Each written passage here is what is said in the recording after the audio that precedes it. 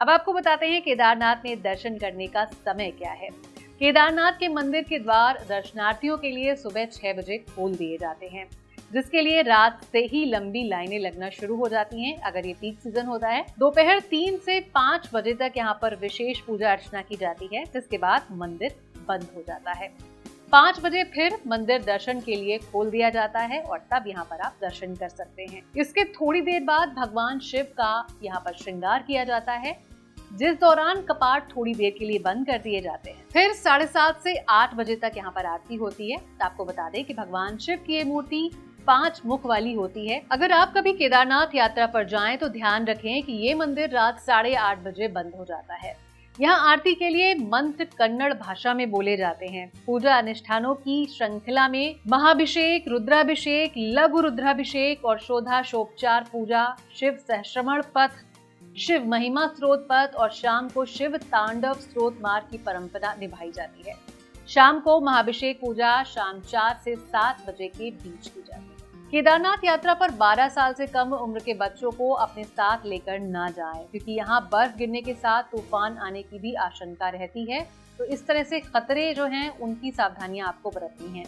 यहाँ oxygen level 3000 metre कम है। केदारनाथ यात्रा का सबसे आरामदायक तरीका है पैलिंक्विन या डोली से ये यात्रा करना, जिसके लिए 8 से 19,000 के बीच चार्ज किया जाता है, जबकि हेलीकॉप्टर टिकट इनसे कुछ कम है। आप ये दोनों ही सुविधाएं ले सकते हैं। ऐसा एडवाइजेबल है कि आप विंटर्स के सीजन में और मानसून के मंथ्स में यहाँ पर ना जाएं। मई से लेकर जून और सितंबर से अक्टूबर का जो महीना होता है वो यहाँ की विजिट के लिए बेस्ट मंथ्स माने जाते हैं, क्योंकि टेम्पल तक जो पाथ जाता है वो बहुत ही खतरनाक होता है। पीक मानसून सीजन में यहाँ पर लैंडस्लाइड होने का खतरा होता है, फ्लड्स आने का खतरा होता है और ये अक्सर होता है। तो ऐसी घटनाओं से बचने के लिए आप इन मंथ्स में जाना अवॉइड करें। आप ये इंश्योर करें कि आप एक लाइट विंटर वेयर अपने साथ रखें, क्योंकि अगर आप समर सीजन में भी जा रहे हैं तो हो सकता है कभी मौसम में बदलाव हो, आपको ठंड लग सकती है, वहां पर ठंड हो सकती है। तो ऐसे में हल्के फुल्के विंटर वेयर आप रख लें। इस बात का भी ध्यान रखें कि केदारनाथ का क्लाइमेट ऐसा है कि यहाँ पर कभी भी बारिश हो सकती है, तो अपने साथ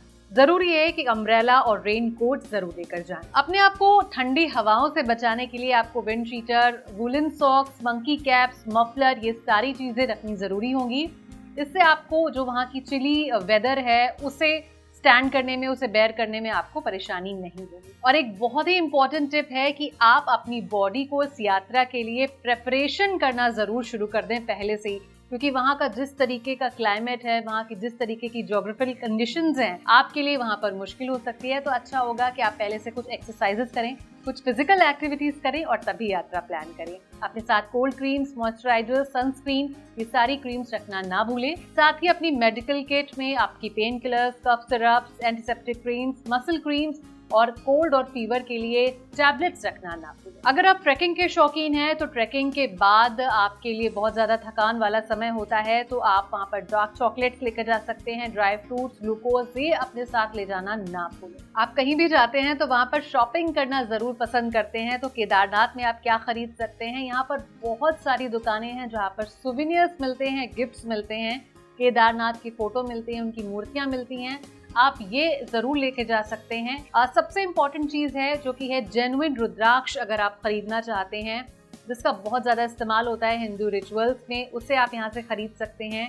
क्रिस्टल्स, सालीग्राम्स, तुलसी बीड्स भी एक अन्य चीज है जिसे यहाँ से खरीदा जा सकता है। केदारनाथ में कौन कौन से फेस्टिवल्स मनाए जाते हैं इसकी जानकारी आपको दे देते हैं। बद्री केदार फेस्टिवल जो कि जून के महीने में होता है, ये फेस्टिवल 8 दिन तक चलता है और बहुत ही अच्छे से यहाँ पर सेलिब्रेट किया जाता है। बद्रीनाथ और केदारनाथ दोनों ही मंदिरों में बहुत सारे रिनाउंड फेमस आर्टिस्ट पूरी कंट्री से यहाँ पर आते हैं, मंदिर में इकट्ठा होते हैं और अलग अलग प्रोग्राम्स का पार्ट बनते हैं। इसके साथ ही श्रावणी अन्नकूट मेला जो कि एक अन्य फेस्टिवल है, यहाँ पर धूमधाम से मनाया जाता है।